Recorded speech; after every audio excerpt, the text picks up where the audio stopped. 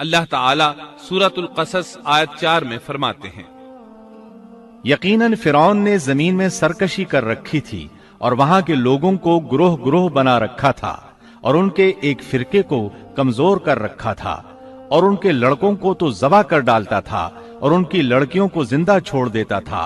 بلا شک و شبہ وہ تھا ہی فساد کرنے والوں میں سے۔ اس نے لوگوں کے گروہ اور جماعتیں بنا رکھی تھی۔ فرعون کے زمانے میں بنی اسرائیل سب سے حقیر اور کم درجہ قوم تھی۔ فرعون نے انہیں حد درجے ذلیل اور بے عزت بنا رکھا تھا۔ سبھی کو معاشرے میں نچلے طبقے میں شمار کیا جاتا تھا، جبکہ مصر میں یہی لوگ شاہانہ زندگی گزارا کرتے تھے۔ فرعون نے اعلان کرا رکھا تھا کہ بنی اسرائیل سب کے سب غلام ہیں۔ وہ ان سے زر خرید غلاموں کی طرح مزدوری لیا کرتا تھا۔ ان کی عورتوں سے لونڈیوں باندیوں جیسا برتاؤ کیا جاتا تھا۔ وہ جو چاہتا تھا ان سے کرتا تھا۔ اس نے یہ حکم اپنی رعایا میں عام دے رکھا تھا۔ مصر کے باشندے اعلیٰ درجے کے لوگ سمجھے جاتے تھے، وہ قبطی کہلاتے تھے۔ فرعون نے بنی اسرائیل کو غلام اور محکوم بنا رکھا تھا اور انہیں ہر طرح سے کمزور کر دیا تھا۔ اللہ تعالیٰ سورۃ القصص آیت 4 میں فرماتے ہیں، يستضعف طائفة منهم، اور اس نے ان میں سے ایک فرقے کو کمزور کر رکھا تھا۔ بنی اسرائیل اس ذلت سے نجات پانے کا انتظار کر رہے تھے، اور اس کی وجہ یہ تھی کہ انہیں ایک بشارت ملی ہوئی تھی۔ اس کے مطابق ان کا نظریہ تھا کہ فرعون کے گھر سے ایک بچہ نکلے گا جو انہیں نجات دلائے گا، اور یہ بھی بیان کیا جاتا ہے کہ یہ بشارت انہیں اس طرح ملی تھی کہ خود فرعون نے خواب دیکھا تھا کہ بیت المقدس سے آگ نکل کر مصر کی جانب بڑھتی چلی آ رہی ہے۔ وہ آگ مصر میں موجود تمام لوگوں کو جلائے ڈالتی ہے، مگر اس آگ سے بنی اسرائیل کے گھر محفوظ رہتے ہیں۔ فرعون نے اس خواب کی تعبیر کاہنوں سے پوچھی۔ وہ کاہن اس کے نزدیک عالم تھے۔ انہوں نے خواب کی تعبیر یہ بتائی کہ بنی اسرائیل میں ایک بچہ ایسا پیدا ہونے والا ہے جس کی وجہ سے مصریوں کی ہلاکت ہوگی۔ یہ تعبیر سن کر فرعون ڈر گیا۔ تب اس نے ایک خوفناک حکم جاری کیا، اقتلوا كل من يولد من بني اسرائیل، بنی اسرائیل میں جو بچہ پیدا ہو اسے قتل کر دیا جائے۔ اللہ کی قدرت دیکھیے کہ ہارون علیہ السلام اس سے پہلے پیدا ہو چکے تھے اور موسیٰ علیہ السلام کی والدہ امید سے تھی۔ فرعون نے اپنا حکم یوں جاری کیا تھا کہ اگر ان کے ہاں بیٹے پیدا ہوں تو انہیں قتل کر دو، بیٹیاں پیدا ہوں تو انہیں زندہ چھوڑ دیا جائے۔ چنانچہ ایسا ہی کیا جانے لگا۔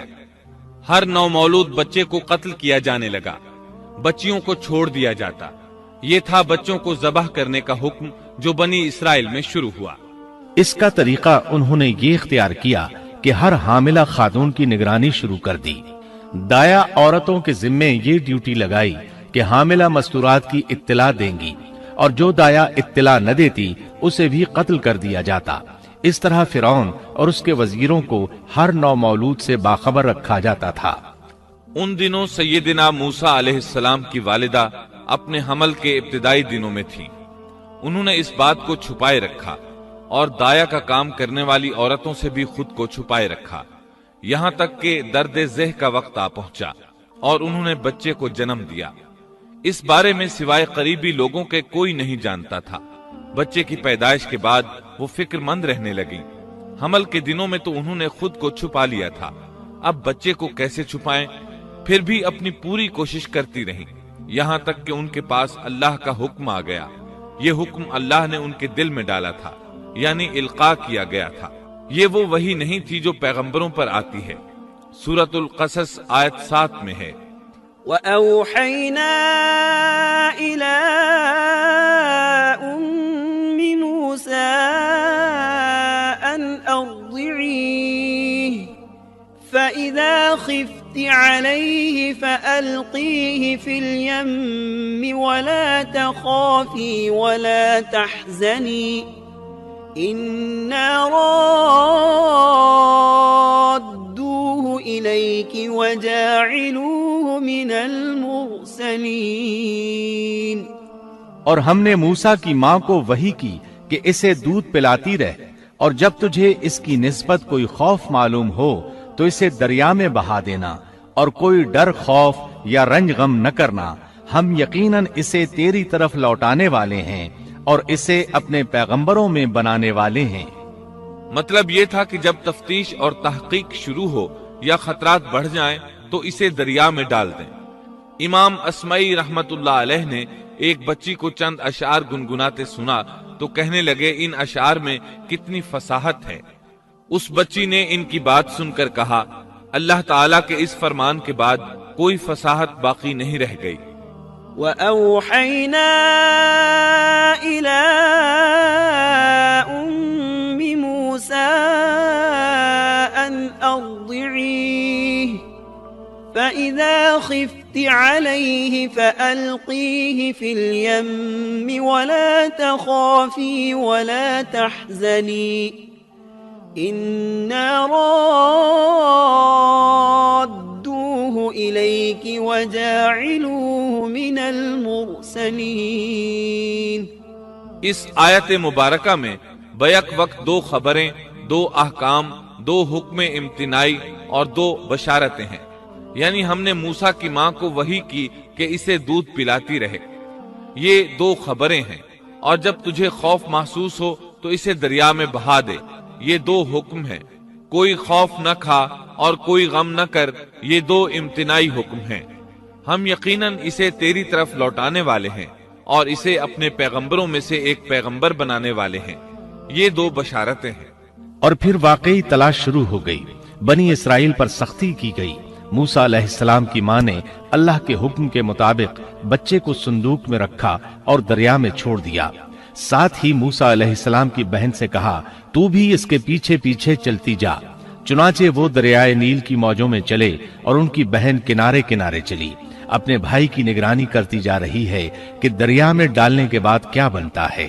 اللہ تعالیٰ سورۃ القصص آیت 11 میں فرماتے ہیں وقالت لأخته قصيه فبصرت به عن جنب وهم لا يشعرون۔ موسیٰ کی والدہ نے ان کی بہن سے کہا تو اس کے پیچھے پیچھے جا، تو وہ اسے دور ہی دور سے دیکھتی رہی اور فرعونیوں کو اس کا علم بھی نہ ہوا۔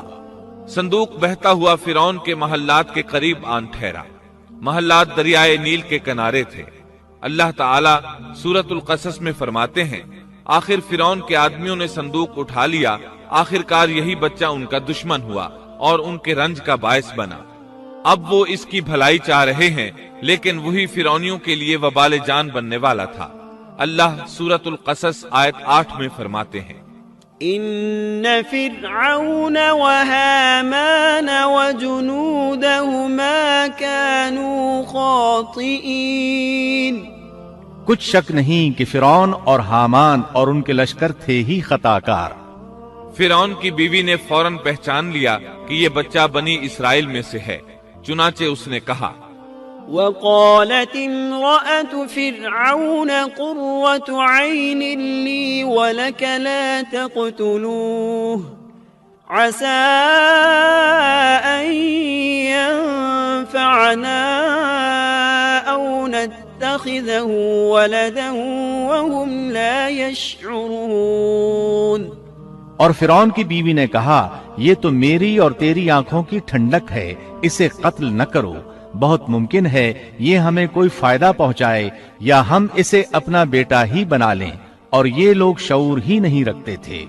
مطلب یہ کہ اس پورے معاملے میں اللہ تعالیٰ کی تدبیر سے انہیں آگاہی نہیں تھی۔ اس پر فرعون نے کہا یہ صرف تیری آنکھوں کی ٹھنڈک ہے، میری نہیں۔ میں نہیں چاہتا بنی اسرائیل کا کوئی بچہ میری نگرانی میں پلے، لہٰذا یہ صرف تیری ہی آنکھوں کی ٹھنڈک ہے۔ ابن عباس رضی اللہ عنہما فرماتے ہیں اگر فرعون یہ بات کہہ دیتا کہ یہ میری بھی آنکھوں کی ٹھنڈک ہے تو اللہ تعالیٰ اسے ہدایت دے دیتا، لیکن اس نے یوں کہا یہ صرف تیری آنکھوں کی ٹھنڈک ہے، میری نہیں، اور پھر ہوا بھی یہی۔ موسیٰ علیہ السلام آسیہ کی آنکھوں کی ٹھنڈک بن گئے، فرعون کی آنکھوں کی ٹھنڈک نہ بنے۔ اللہ تعالیٰ سورۃ القصص آیت 10 میں فرماتے ہیں وَأَصْبَحَ فُؤَادُ أُمِّ مُوسَى فَارِغًا اور موسیٰ کی والدہ کا دل بے قرار ہو گیا، یعنی اس کا دل موسیٰ علیہ السلام کی یاد کے علاوہ دنیا کی ہر چیز سے خالی ہو گیا۔ ماں کی محبت اور ماں کے دل کا حال ذرا دیکھیے، مصیبت میں اس پر کیا گزرتی ہے۔ وہ مہربانی جو ماں کے دل میں ہوتی ہے، وہ محبت جو صرف اسی دل کا خاصہ ہے، ہم مردوں کی جماعت اس کیفیت کو نہیں جانتی جو مصیبت کے وقت ماں کے دل پر گزرتی ہے۔ چنانچہ اللہ تعالیٰ فرما رہے ہیں اور موسیٰ کی والدہ کا دل بے قرار ہو گیا، یعنی موسیٰ علیہ السلام کی محبت کے سوا اس دل میں اور کچھ نہ رہا۔ ہر وہ چیز جو اسے دنیا میں پیاری تھی موسیٰ کی محبت پر غالب نہ آ سکی، بس دل میں موسیٰ ہی موسیٰ تھے۔ اللہ تعالیٰ سورۃ القصص آیت 10 میں فرماتے ہیں، إن كادت لتبدي به لولا أن ربطنا على قلبها لتكون من المؤمنين۔ قریب تھیں کہ اس واقعے کو بالکل ظاہر کر دیتی اگر ہم ان کے دل کو ڈھارس نہ دے دیتے، یہ اس لیے کہ وہ یقین کرنے والوں میں رہے۔ اب دیکھیے اللہ تعالیٰ کے کام، ان کے نور چشم کو کس طرح ان کی طرف واپس لوٹایا۔ بچہ جب محل میں پہنچا تو اس نے دودھ کے لیے رونا شروع کر دیا۔ اس کے پاس دودھ پلانے والیاں لائی گئیں، لیکن بچے نے کسی عورت کا دودھ نہ پیا۔ آخر وہ بچے کو اٹھا کر باہر لائے۔ اللہ آیت 12 میں فرماتے ہیں، وحرمنا عليه المراضع من قبل، اور ان کے پہنچنے سے پہلے ہم نے موسیٰ پر دائیوں کا دودھ حرام کر دیا تھا۔ جو عورت بھی آپ کو دودھ پلانے کی کوشش کرتی ناکام ہو جاتی۔ اب ظاہر ہے یہ رکاوٹ تو اللہ تعالیٰ کی طرف سے تھی، کوئی دودھ پلانے میں کامیاب ہو بھی کیسے سکتی تھی۔ ادھر موسیٰ علیہ السلام کی بہن دور کھڑی یہ سب دیکھ رہی تھی۔ سورۃ القصص آیت 12 میں ہے، فقالت هل أدلكم على أهل بيت يكفلونه لكم وهم له ناصحون۔ یہ کہنے لگیں، کیا میں تمہیں ایسا گھرانہ نہ بتاؤں جو اس بچے کی تمہارے لیے پرورش کرے اور ہوں بھی وہ اس بچے کے خیر خواہ۔ انہوں نے پوچھا، اے بچی تو کیسے جانتی ہے کہ وہ اس بچے کی خیر خواہی کریں گی؟ بچی نے جواب دیا، اس لیے کہ وہ ایک غریب گھرانہ ہے۔ جب انہیں معلوم ہوگا کہ یہ بچہ فرعون کے گھر سے آیا ہے تو انہیں انعام و اکرام ملنے کی امید رہے گی۔ اس گھر میں ایک نیک سیرت خاتون ہے، وہ اس بچے کو بخوشی دودھ پلانا قبول کرے گی۔ انہوں نے کہا، چلو ٹھیک ہے۔ چنانچہ آپ کی بہن انہیں گھر لے آئی۔ والدہ محترمہ نے بچے کو دودھ پلایا تو آپ نے فوراً دودھ پینا شروع کر دیا۔ سیدہ آسیہ نے ان کی طرف پیغام بھیجا کہ وہ محل میں آ جائے اور جب تک بچہ دودھ پیتا رہے وہ اس کے پاس محل ہی میں رہے، لیکن موسیٰ علیہ السلام کی ماں نے انکار کر دیا۔ انہوں نے کہا، میرے اہل و عیال ہیں، میرے خاوند بھی ہیں، لہٰذا ان کے ہوتے ہوئے میں گھر نہیں چھوڑ سکتی۔ اب چونکہ بچے نے کسی اور کا دودھ پینا قبول نہیں کیا تھا اس لیے وہ خود بچے کو لے کر آتے تھے۔ اس طرح موسیٰ علیہ السلام کی والدہ کا بے حد احترام ہونے لگا۔ فرعون کے ہر کارے تحفے تحائف ان کے گھر لانے لگے۔ اللہ تعالیٰ آیت 13 میں فرماتے ہیں، فرددناه إلى أمه كي تقر عينها ولا تحزن ولتعلم أن وعد الله حق ولكن أكثرهم لا يعلمون۔ پس ہم نے اسے اس کی ماں کی طرف واپس پہنچایا تاکہ اس کی آنکھیں ٹھنڈی رہیں اور آزردہ خاطر نہ ہو، اور جان لے کہ اللہ کا وعدہ سچا ہے لیکن اکثر لوگ نہیں جانتے۔ اس طرح موسیٰ علیہ السلام شاہی محل میں پلنے بڑھنے لگے، یہاں تک کہ 18 سال کے خوبرو نوجوان ہو گئے۔ اللہ تعالیٰ آیت 14 میں فرماتے ہیں، وَلَمَّا بَلَغَ أَشُدَّهُ وَاسْتَوَى آتَيْنَاهُ حُكْمًا وَعِلْمًا وَكَذَلِكَ نَجْزِي الْمُحْسِنِينَ۔